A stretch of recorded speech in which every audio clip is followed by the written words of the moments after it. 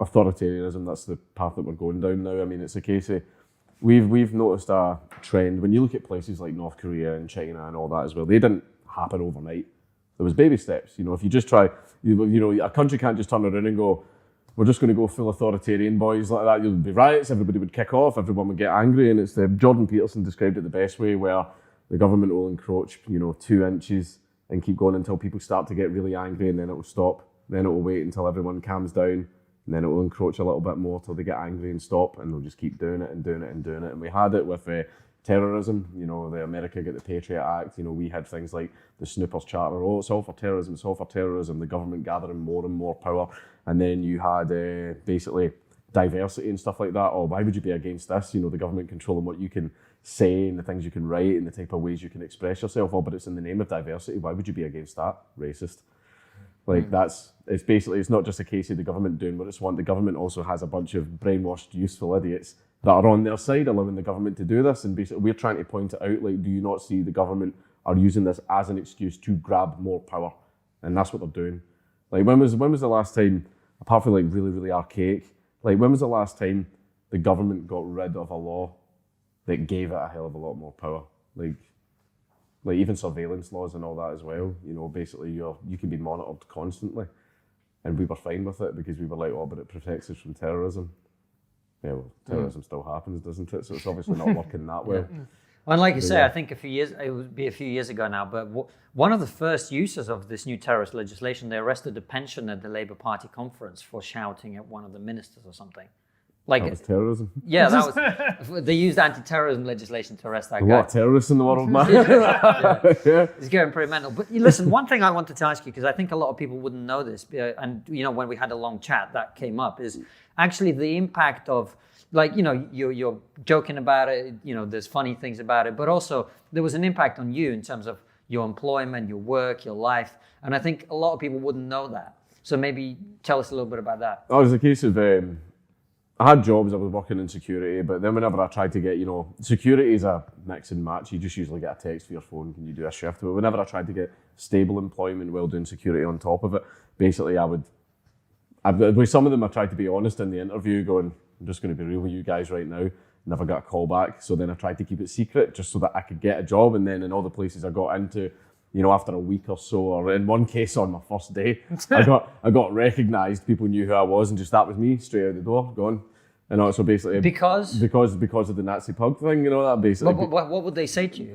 They would turn around and say, "Oh, it would do this to the company, it would do that to the company." Even though most of the companies that actually did fire me got a lot more shit for firing me than they would have for letting me work there, because people managed to find out one of the security firms that I worked for. And my boss at the time, he loved it. He would get angry calls, people going, I can't believe you hire him, you've got a Nazi working for you. And he would sit there going like that, yeah, what are you going to do about it? And he would go like that, no, I'm not firing him. In fact, I'm going to offer him extra shifts. But he loved it. I miss him. But it was just, so it was being unemployable, and it's a case of, I'm just trying to keep the ball rolling with my YouTube and all that, because after this is gone, what can I do? There's no job, there's no place that will hire me. And then, maybe after that I'll start arguing in favour of the welfare state. Watch this space. But so that's why I'm trying to do what I do, but I'm still getting attacked for what I'm doing. And I'm sort of am I allowed to feed myself? Am I allowed to keep a roof over my head? What do you want me to do? They keep going after me no matter what area I go into. It's a case of okay, then we'll make an agreement. I'll drop everything. I'll stop being all free speech. I'll stop being all right wing and all this stuff, and I'll just go and get a normal job. They wouldn't even let me have that. No, so I'm kind of stuck in what I'm doing. And we joke about it, and it is funny, and the ridiculousness and all the rest of it. But being called a Nazi is a pretty vicious thing to do. It's white noise to me now. It doesn't. The word has lost all meaning. It's like the McGurk effect. When you hear the same thing over and over again, it starts to just lose its meaning and enunciation and everything. That's what it is now. None of these people know what actual Nazis are. Even in that chat I had with that gentleman yesterday, he didn't even know. he thinks like... So just for anyone who doesn't know, you had a chat with a left-leaning comedian that I helpfully sent your way. Left-leaning. I think it was a little bit more than leaning, but yeah. I think he lives there, but... but he's flat on the left. Yeah. So left-wing, he's hanging off the plane. Yeah. But like he didn't know what it was either. Basically, he thinks that wanting to deport illegal immigrants, but being completely fine with the legal ones being here, he thinks that's far right. And I was just, no, not at all. And everything. He thinks that not wanting to associate with gay people is far right. If you were calling for the deaths of or banning of homosexuality, yeah, that's far right. Yeah. That's far right. A lot of Muslim countries do that. I'm just saying. But I thought you didn't want to get us demonetized. It's not you, it's me. I feel like you're breaking up with me, mate. No, but it's like that type of stuff as well. Like the Overton window has shifted so much that even being a libertarian is considered far right. Like that's what I would consider myself. I have a lot of libertarian values. Everyone's like, the government should have say in sexuality and everything. I was like, how about the government has no fucking say? How is that the government's business? Yeah. That man, like, we need government recognition. Why? It's not your dad.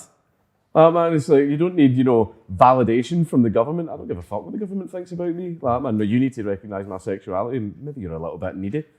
That man, government's not stopping you from sucking dick. Like, I'm sorry, I'm fucking your monetization, man. It's fine. But on the whole being called a Nazi thing, it's like amazing to us because we do this show. Francis is probably more left-leaning. I'm kind of somewhere in the centre. Immigrant with the Jewish heritage. Yeah. So obviously a Nazi. Supremacist. Yeah. No, but people are calling us far right. I've been called alt-right. Pro-fascist. Pro-fascist, obviously. Crypto-fascist. That's a good one. That's a good one's one. coming. That's the one where you're a fascist, but you don't know it, but they do. They always know so much better. They know your own mind so much better than you. Crypto-fascism. Yeah. That sounds like a really good board game. I do. I use crypto-authoritarianism back at them, and they get really angry when you use their own language back at them. And all we do on the show is we try to talk to different people and we just let them say their piece, like we've done with you, right? Yeah. We've tried to challenge you a little bit. We've tried to listen to you. We don't interrupt you. We don't try and pretend that you meant something that you didn't mean or anything. And that now is far right. Yeah. And it's like, where do you go from here? This is the most progress that I have seen comes from talking to people. It comes from talking to people because people use my associations on me all the time. You spoke to Tommy once. So nearly a year ago and all that, but you're in UKIP, Nigel Farage, blah, blah, blah, and it's like, your associations, these associations are what I'm basing my opinions of you on, and I'm just like, well, I hang out with communists, I talk to anarchists, I talk to full-on liberals, social democrats and everybody, I'm like, why are they getting ignored? Like, I speak to them too, so why are you not interested in them? It's because I speak to everyone. They only get mad about the ones that, they like to be mad about these guys, but when you speak to someone that doesn't suit their narrative, they're not interested. Because I've noticed that, I've had people who have outright hated me, but when I've approached them and had a chat with them, we talk regularly now. I'm not going to say their names because they won't outright admit that they talk to me. Because basically they could lose their jobs and shit, or they'll get shit from their own side. Because it's sort of, don't hang out with the smelly kids. Man, that's literally the mentality that it is. But see how in bringing people sort of back from the extremes, going out and speaking to them is what does that. Like, you see, how many times have you seen Nazis or white supremacists, get deplatformed, get fired from their jobs, get, punched and all that? Has that ever made any of them change their opinion? No, it hasn't. But speaking to them does. Because one of the fears that I've identified in the far right is they think even if they abandon their beliefs, society will still shun them. They're like, I can't come back, because society... It's like what you're talking about with you. Yeah. Society sees Nazism as that shit don't wash off, that's forever, right? But even though I thought we used to like the nice stories of a guy that was like, I was in the KKK for years and now I'm not, and I'm here with my black wife and my wife's son. That type of stuff, right? Like, people used to love those stories, but now it's a case redemption. Redemption is good. When you hear, I used to be an outright racist, I'm not anymore. Now I'm a good, productive member of society. Good.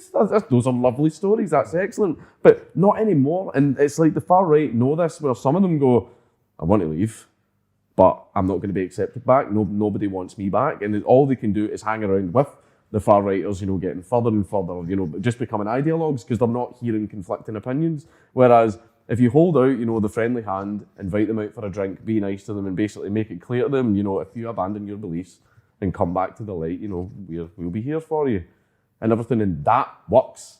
That works if you reach out to them and be nice, and that you'll get people go, oh, he's asking you to be nice to Nazis. I was like, well, it works. Like, come up with a better one, because you just beating them up in the street's not fucking working.